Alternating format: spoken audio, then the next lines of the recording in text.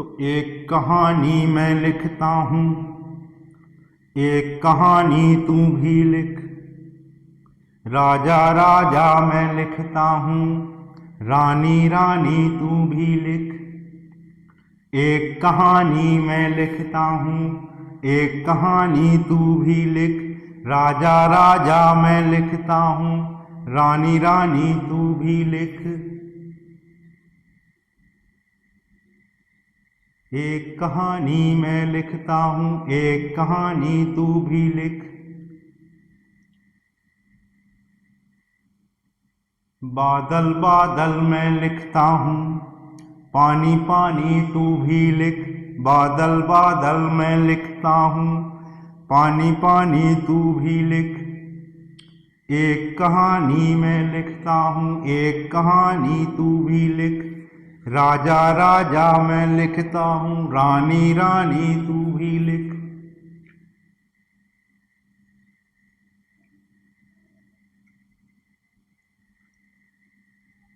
खेत किसानी मैं लिखता हूँ, खेत किसानी मैं लिखता हूँ। दाना पानी तू भी लिख। खेत किसानी मैं लिखता हूँ, दाना पानी तू भी लिख। एक कहानी मैं लिखता हूँ, एक कहानी तू भी लिख। राजा राजा मैं लिखता हूँ, रानी रानी तू भी लिख। राजा राजा मैं लिखता हूँ, रानी रानी तू भी लिख। नमस्कार, मैं इंद्रभूषण सिंह राजपूत आज के इस वीडियो में आप सभी का स्वागत करता हूँ। आज के इस वीडियो में हम बात करने जा रहे हैं सबसे ताज़ा विषय पर, जो कि इस समय बहुत ही ज्वलंत मुद्दा है और उसके संबंध में बहुत सारी चर्चाएं हो रही हैं।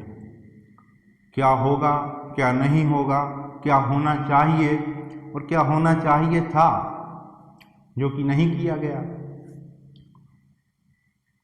तो इस तरह से हमारे एजुकेशन सिस्टम यानी कि शिक्षा व्यवस्था में कुछ महत्वपूर्ण बिंदु हैं जिन्हें कि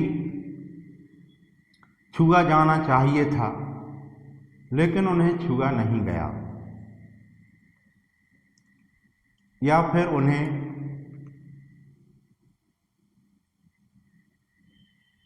उस स्तर पर नहीं छुआ गया जिस स्तर पर उनको छुआ जाना चाहिए था। हम सब विद्यार्थी रहे हैं और हम पढ़ने में अच्छे, बुरे, कमज़ोर, उत्कृष्ट, जो भी हमारी श्रेणियां रही हों, लेकिन हम साल के अंत में एक दौर से ज़रूर गुजरते हैं और उस दौर का नाम होता है परीक्षा। परीक्षा शब्द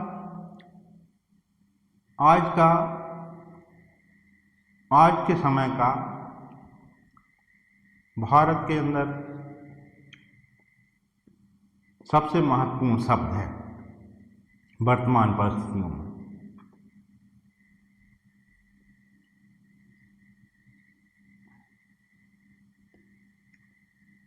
मुझे याद आ रहा है विश्वविद्यालय शिक्षा आयोग। विश्वविद्यालय शिक्षा आयोग, जिसे कि राधा कृष्णन कमीशन भी कहा जाता था, और डॉक्टर श्री सर्वपल्ली राधाकृष्णन जी उसके अध्यक्ष थे।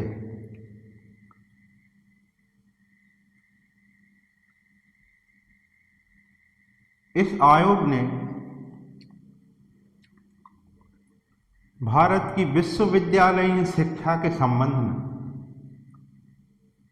महत्वपूर्ण विषयों पर अपने सुझाव आज नहीं 1948 में ही दे दिए थे, लेकिन दुर्भाग्य कि इस कमीशन की संपूर्ण सिफारिशों को उस समय माना नहीं गया था। डॉक्टर सर्वपल्ली राधाकृष्णन जी कितने महान दार्शनिक थे, ये हम सब जानते हैं। तो विश्वविद्यालय शिक्षा आयोग ने अपनी सिफारिशों में उन चीज़ों को सुझाया था, अगर उन्हें माना गया होता तो मुझे नहीं लगता कि आज हम इस स्थिति में खड़े होते और हमारी उच्च शिक्षा, हायर एजुकेशन का परिदृश्य पूर्णतः अलग होता। मुझे नाम याद नहीं है, लेकिन किसी विद्वान के तर्क मैंने आधा मुझे याद है। उन्होंने अपने वक्तव्य में ये कहा था कि यदि विश्वविद्यालय शिक्षा आयोग यानी कि राधाकृष्णन कमीशन की सिफारिशों को अगर ज्यों का त्यों लागू कर दिया गया होता तो आज भारत की उच्च शिक्षा का परिदृश्य पूरी तरह से अलग होता।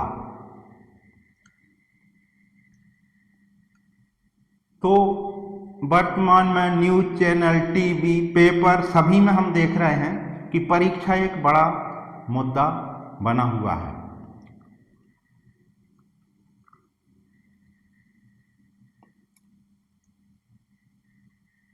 और परीक्षा हमारे संपूर्ण शिक्षा प्रणाली का एक सबसे महत्वपूर्ण बिंदु है।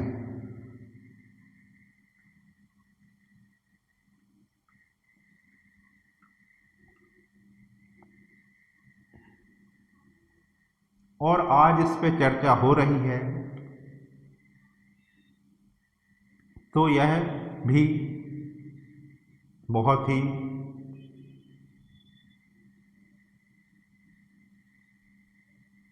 अच्छी एक पहल है। लेकिन मैं उसी कॉन्टेक्स्ट में बात कर रहा हूं कि यदि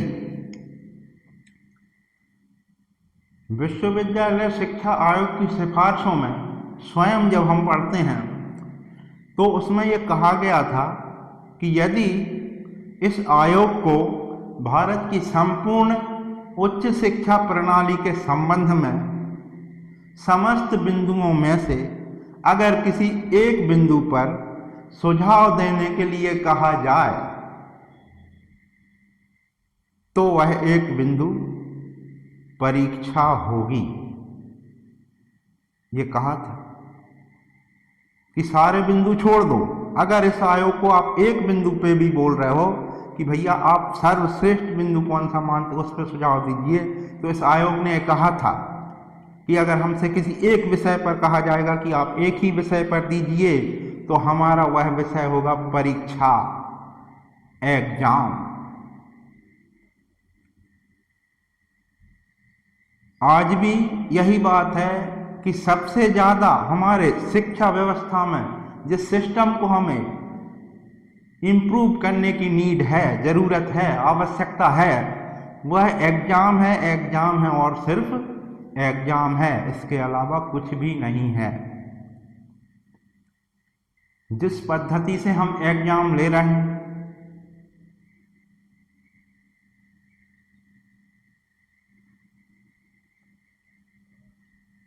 वो पद्धतियां क्यों सफल नहीं हो रही हैं?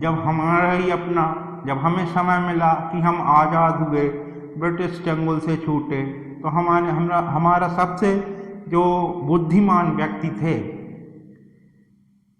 जिन्हें कि हम दार्शनिक कहते, उनने ये कमीशन उनकी अध्यक्षता में बना था। तो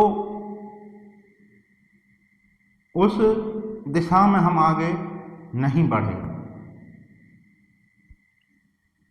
ये बहुत ही विचारणीय तथ्य है। और ज्ञान का परीक्षण आप कैसे करोगे? कहीं पेपर होगा, कोई पेपर लिखेगा, पेपर बनाएगा कोई, जांचेगा कोई और, मार्कशीट कोई और भरेगा। इस संपूर्ण प्रक्रिया में असली परीक्षा है ही नहीं।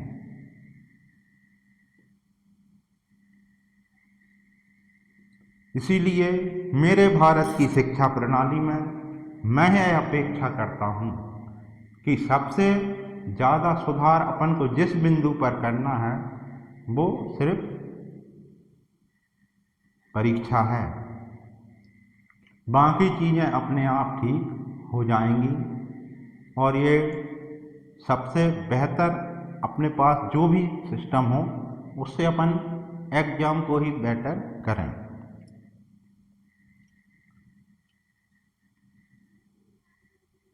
परीक्षा इतना महत्वपूर्ण बिंदु है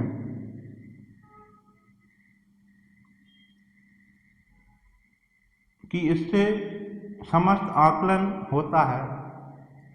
हम बेहतर लोगों को चुनते हैं, जो उसके लिए हैं उनको चुनते हैं। तो ये माध्यम अगर सही नहीं है तो गलतियां होने की संभावनाएं वहाँ पे बनी रहती हैं। तो इस तरह से हमने अपने एक सर्वश्रेष्ठ कमीशन का संदर्भ लेते हुए और ये कहा कि हमारी संपूर्ण शिक्षा व्यवस्था का आधार एग्जाम है और एग्जाम अगर सही है तो सब सही है, सही लोग चयनित होंगे।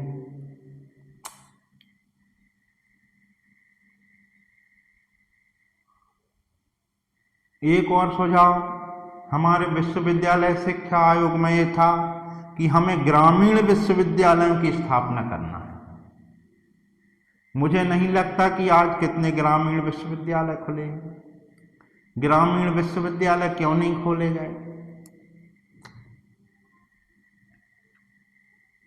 और शिक्षकों के वेतन भत्तों में सुधार, ये भी हमारे विश्वविद्यालय शिक्षा आयोग या श्री डॉक्टर सर्वपल्ली राधाकृष्णन आयोग के द्वारा सुझाव दिए गए थे। क्यों इन सुझावों को वो नहीं किया गया? वो इस शहर से उस शहर भागें, ग्रामीण विश्वविद्यालय स्थापना करने थे। हमारे रविन्द्रनाथ टैगोर जी, उनने भी शांति निकेतन की स्थापना करी थी शहर से दूर। बोले प्रकृति के साथ ही शिक्षा हो सकती है, प्रकृति के वातावरण में ही शिक्षा सबसे बेहतर हो सकती है। तो गुरुदेव ने भी वही संकल्पना की और वास्तविक वो कैंडिडेट की क्षमताओं को परखना है तो एक वास्तविक एग्जाम भी होते।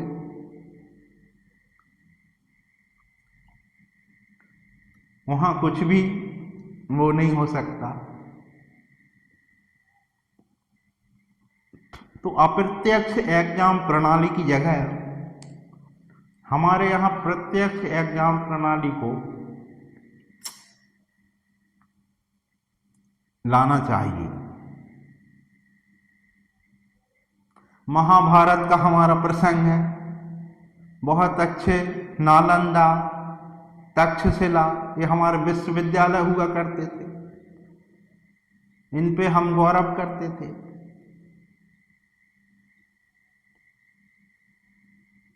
ये कैसे नष्ट हुए? क्या हो गया? विक्रमशिला यूनिवर्सिटी हो, तक्षशिला हो, नालंदा हो, दूसरे देशों से बच्चे पढ़ने तक्षशिला, नालंदा, विक्रमशिला आया करते थे। इतना गौरवशाली था इस देश का शिक्षण का वातावरण।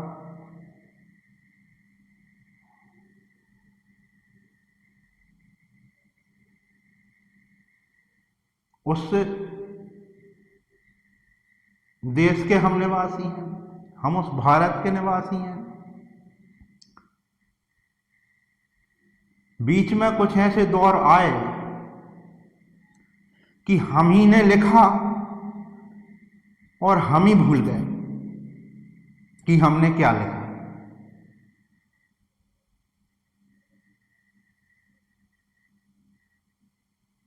तो ये भूलने की एक संस्कृति, ये हर समाज में एक युग आता है जबकि वो अपने उच्चतम स्तर पर होती है और अचानक एक ऐसा युग आता है कि वो अपनी पुरानी चीज़ों को भूल जाता है। ये चाहे यूरोप हो, भारत हो, सब में ये होता है। यूरोप में पुनर्जागरण आया। पुनर्जागरण का मतलब क्या है कि आप चीज़ों को भूल गए थे, फिर से उन्हें रिमेंबर करिए, याद करिए अपने उस गौरव को, उस परंपरा को याद करिए। तो ये समाज जागृत होता है, बीच बीच में ये होता है। सम्राट अशोक के शिलालेख किस देश में है? अरे इसी देश में है, अफगानिस्तान तक पहले। लेकिन हम उनके शिलालेख को हम ही नहीं पढ़ पाए। तो जो हम ही ने लिखा उसको हम ही नहीं पढ़ पाए, इसका मतलब क्या है कि बीच में ऐसा युग आया कि हम चीज़ों को भूल गए। एक विदेशी प्रिंसेप साहब, उनने पढ़ा कि भैया आपके राजा के शिलालेख में ये लिखा है। तो संस्कृति की धारा, शिक्षा की धारा जब टूट जाती है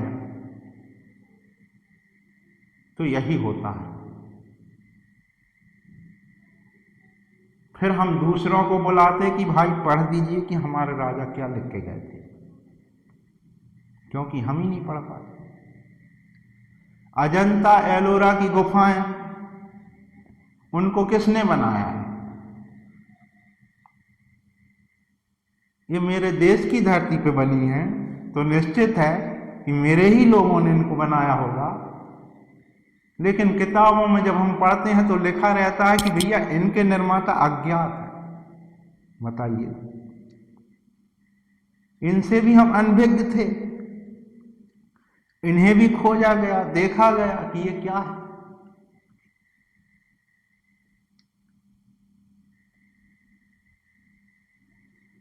तो जो चीज हमारे देश में है, हमने ही बनाई होगी, वो हमारा ही गौरव है। वे हमारे ही टेक्नीशियन थे जिन्हें निर्माण किया और हम खुद ही भूल गए कि इनको किसने बनाया। तो इसीलिए शिक्षा जरूरी है। नालंदा गए, तक्षशिला गए, विक्रमशिला गए, तो ये गौरवशाली हमारे शिक्षा के केंद्र जो कि नष्ट हुए।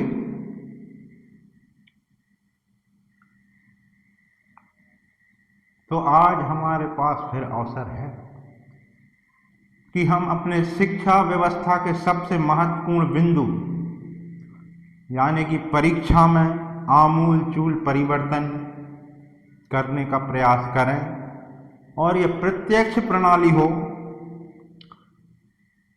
जिससे कि मेरे दूर शहर में बैठा स्टूडेंट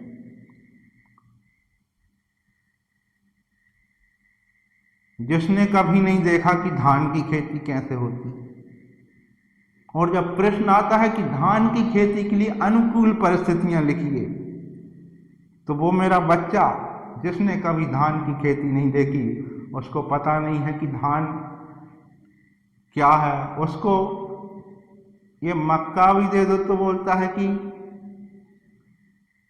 जब खाता है तो बोलता है कि हैंडल वाला पॉपकॉर्न,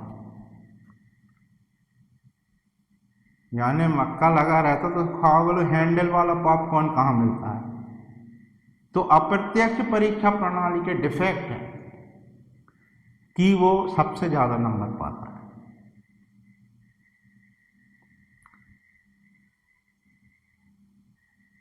और एक तरफ एक बच्चा है जिसके पांव मिट्टी में धंसे हुए,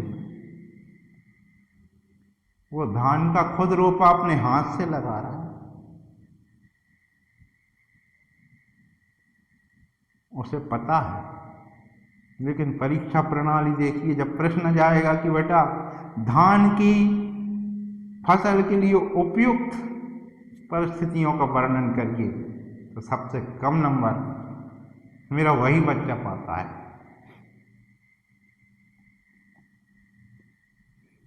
तो ऐसे परीक्षा सिस्टम से किसका भला हो सकता है? एक एजुकेशन सिस्टम वो था, स्टूडेंट खड़े हैं, निशान लगा है, बताइए आपको क्या दिख रहा है? पेड़ पत्ते दिख रहे हैं गुरुदेव। बोले चिड़िया दिख रही गुरुदेव, चिड़िया के पंख दिख रहे हैं गुरुदेव, फल दिख रहे हैं गुरुदेव, सामने ही बताया जा रहा है। और जब कह दे कि राइट, मुझको बर्ड की सिर्फ आई दिख रही है, मुझे उसका सिर्फ नेत्र नजर आ रहा है। तो प्रत्यक्ष एग्जामिनेशन सिस्टम अगर हम देश में ला सकें तो निश्चित रूप से हम इस देश की संपूर्ण शिक्षा व्यवस्था में परिवर्तन कर सकते हैं। इसमें चुनौतियां हो सकती हैं, लेकिन काम कोई कठिन होता नहीं है यदि उसको करना चाहे तो अंत में एक उससे मैं इसको ख़त्म करना चाहूँगा, प्रसंग को बदलना, कि भ्रमर कोई कुमुदनी पर, भ्रमर कोई कुमुदनी पर, मचल बैठा तो हंगामा, हमारे दिल में कोई ख्वाब, पल बैठा तो हंगामा, अभी तक डूब कर सुनते थे सब किस्सा मोहब्बत का,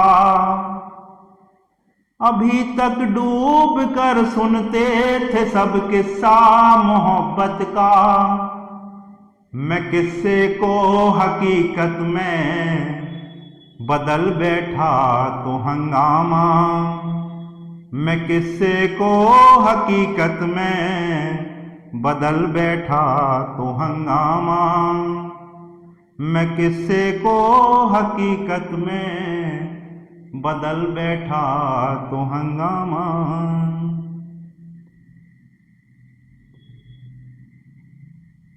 नमस्कार, भारत माता की जय।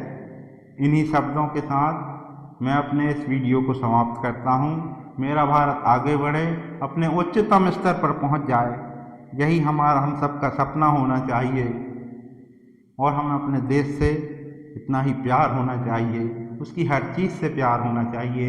इन्हीं शब्दों के साथ मैं अपने इस वीडियो को यहीं पर समाप्त करता हूँ और निवेदन करता हूँ कि मेरे चैनल को सब्सक्राइब करिए, वीडियो को शेयर करिए, कमेंट्स करिए, क्योंकि उस पर कोई आ ही नहीं रहा मुझे लगता है कि।